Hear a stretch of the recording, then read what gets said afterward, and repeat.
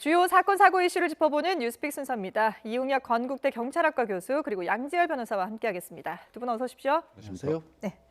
자, 첫 번째 주제요. 확인해 보시죠.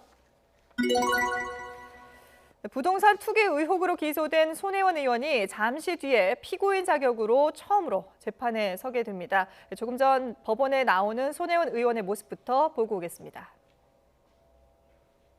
사법부가 진실을 명명백백 밝혀주실 걸로 믿고 들어갑니다. 고맙습니다. 그 검찰은 공무상 비밀 활용했다는 그건 나중에 입장인데요. 조카 명의로 앞서 손혜원 의원이 오늘 재판에 출석하는 모습 보여드렸는데요.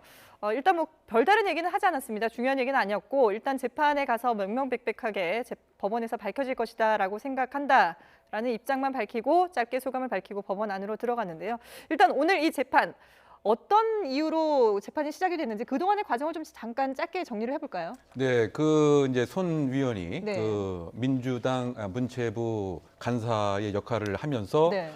목포의 문화재 지정과 관련된 정보를 사전에 이용을 해서 무려 21채의 건물을 소위 말해서 불법으로 또는 사익 추구를 위해서 취득한 것은 아니냐라고 네. 하는 이제 논란이 시작되었던 것입니다. 네. 따라서 약 7개월에 관한 이제 수사가 이루어진 것인데요. 혐의는 요약드리면 이제 두 가지 사항인 것이죠. 소위 말해서 부패 방지법 위반 사항이 아니냐. 예. 즉 국회의원의 지위를 이용해서 정보를 취득해서 사익 추구했다고 하는 점. 그다음에 두 번째는 이 중에 그 재산의 일부가 차명으로 조카의 이름으로 거래가 이루어졌다라고 한다면 이것은 부동산 실명법 위반이다.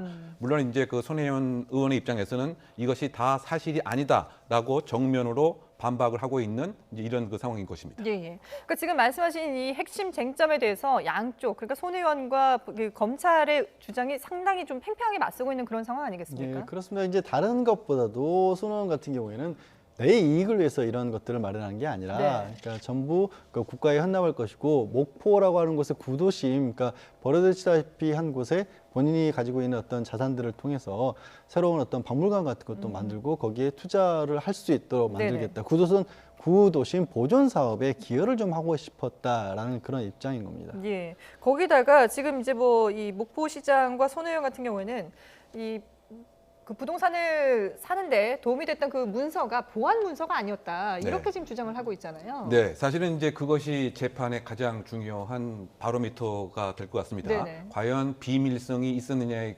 여부인데요. 네. 이 검찰 측에서는 다른 사람이 사실은 행정 절차를 통해서 이와 같은 정보를 목포시에 요청을 했을 때 이것은 부동산 투기의 위험이 있다라고 하는 이유 때문에 이것이 공개가 안 되었다. 네네. 그러면 이것은 분명히 비밀성이 있는 것이 아니냐 이런 입장인 것 같고요. 손 의원 측에서는 이것은 이미 언론과 또 시의원 또는 일반인에게도 공개된 공개 자료이다. 예. 그래서 이것은 보안으로 볼 수 없는 것이 아니냐. 이 입장이 가장 중요한 것 같습니다. 예. 따라서 과연 법원의 입장에서 비밀성의 기준 자체를 어느 정도에서 이제 판단을 할 것인지 네네. 이것이 하나의 관건이 되지 않을까 생각됩니다. 예. 자, 오늘 법원이 어떤 판단을 내릴지 상당히 관심이 쏠리고 있는데 그런데 최근에 보면은 법원이 손혜원 의원의 자산 가운데 이 조카 명의로 돼 있는 이 부동산에 대해서만 몰수 보전 조치를 하지 않았습니까? 네, 그렇습니다. 그러니까 이게 몰수 보전이라는 게 뭐냐면 네. 일단 검찰에서는 손혜원 의원 내지는 본인이 남편의 재단 이름을 빌려서 산 것이라든가 아니면 조카 명의로 산 부동산 전부가 다 불법적인 것들이기 때문에 네네. 이게 나중에 재판이 끝나면 다 몰수하겠다라는 게 검찰의 입장입니다. 네. 그러니까 몰수를 하려면 이게 다 매각이 되면 안 되지 그렇죠. 않습니까? 그러니까 함부로 처분을 하지 못하도록 묶어놓겠다라고 해서 몰수 보전이라는 걸 청구를 했습니다. 그러니까 예. 우리 민사재판으로 따지면 이 가압류, 압류 이런 거 하지 않습니까? 네네네. 그런 조치하고 똑같은 게 형사재판에서 이루어지는 건데 법원이 그러니까 조카명의 창성장이라고 하는 현재 숙박업소를 운영하고 있는 것만 받아들인 거예요. 그렇죠. 나머지 부분에 대해서는 아예 받아들이지 않았거든요. 그러니까 나머지 부분이라는 게 어떤 부분이냐면 지금 조금 전에 이용혁 교수 설명하신 것처럼 뭔가 공개되지 않은 미공개 정보를 이용해서 그러니까 손혜원 의원 본인이 이익을 얻기 위해서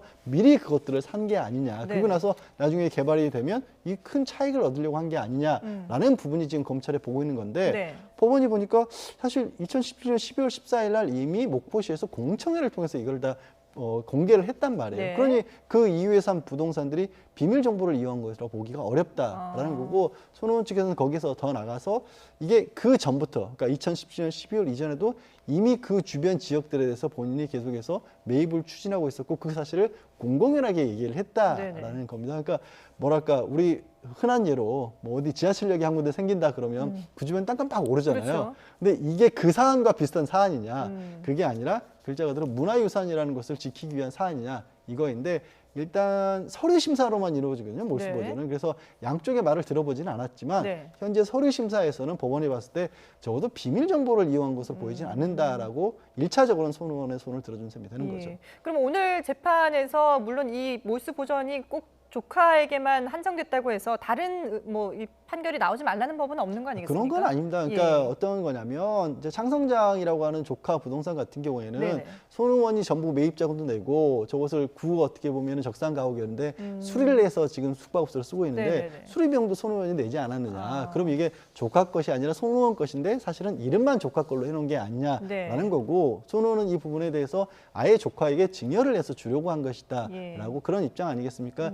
제가 뭐 한쪽에 손의원 의원의 손을 들어줬다고 하지만 그게 결론은 아닌 것이고 네네. 1차적으로 법원이 봤을 때 서류상으로 봤었을 때는 어느 쪽이 유리하다 불리하다라는 것이 한 번 판단이 나온 거니까 앞으로 재판 과정에서 그러면 검찰은 검찰대로 이게 우리에게 불리하구나 네네. 손의원 입장에서는 또 이 창성장 쪽이 나에게 불리하구나 그래서 그 부분을 더 적극적으로 다투겠죠. 그렇군요.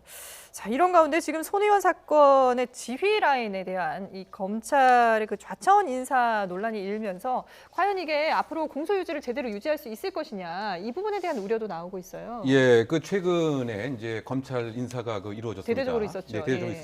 있었습니다. 그런데 그 우연인지는 모르지만 이른바 살아있는 권력에 대한 수사를 담당했던 검사들은 다 한직으로 물러나는 이제 이런 모양새를 보였죠. 네. 환경부 장관에 대한 그 수사라든가 이번에 그 손혜원 의원에 관한 수사를 맡았던 검사 역시 이 한직으로 물러났다. 그렇다고 본다면 살아있는 권력을 건드리면 이런 불이익을 본다라고 하는 메시지를 보내는 것은 아니냐라고 하는 해석도 이제 가능한 이런 네네. 상황으로 볼 여지도 있는 것이고요. 더군다나 수사를 직접 담당했던 이런 그 수사 검사가 공판까지 가게 되면 요중 사실의 입증에 있어서 상당히 유리한 국민이 있지만 네. 아예 다른 한직으로 물러났다고 한다면 공소 유지에 관련돼서도 상당히 좀 불리한 상황이 있지 않는가 이런 해석도 나오는 것이고요. 예. 어쨌든 지금 이 조카의 차명 명의가 되고 있는 그 부동산에 대해서는 어쨌든 몰수 보전을 법원에서는 인정을 한 것입니다. 네. 그러면 이것은 법원의 입장에서 봐서는 소위 범죄 수익이 될 가능성이 충분히 있지 않느냐고 하는 이런 면도 있는 것이죠. 네네. 따라서 과연 이번 재판의 그 종국적인 그 결과 그 자체가 예. 이 전부 21채 전부를 다 법원에서 유죄로 판단하지 않는다 손 치더라도 네. 몰수 보전이 된 그 부분에 있어서는 일부 유죄될 가능성도 있지 않는가 생각이 드는데 이것을 촘촘히 그 입증하기 위해서는 수사를 맡았던 검사가 직접 공판에도 여러 가지 정보를 제공해야 되는데 네. 그 연결고리가 지금 인사로 인해서 단절됐다고 하는 이 점, 이 점도 권력과 이를테면 양형에 있어서의 부당한 것은 있지 않을까라고 하는 우려의 시각도 존재하는 상황입니다. 예.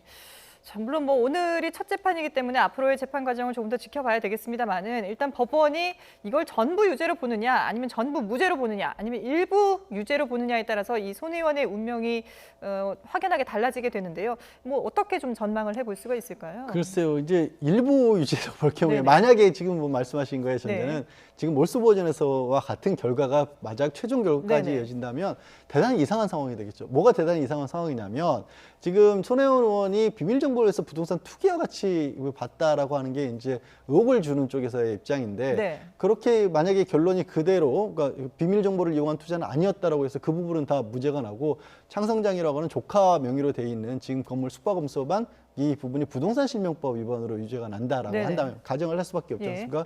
그러면 손 의원은 이익을 얻은 것이 하나도 없는, 그러니까 투기를 통해서 이익을 얻은 것은 하나도 없는데 굳이 한 곳에 대해서만 조카의 이름을 빌려서 숙박업소를 한 곳을 운영하러 해야 네네. 했다?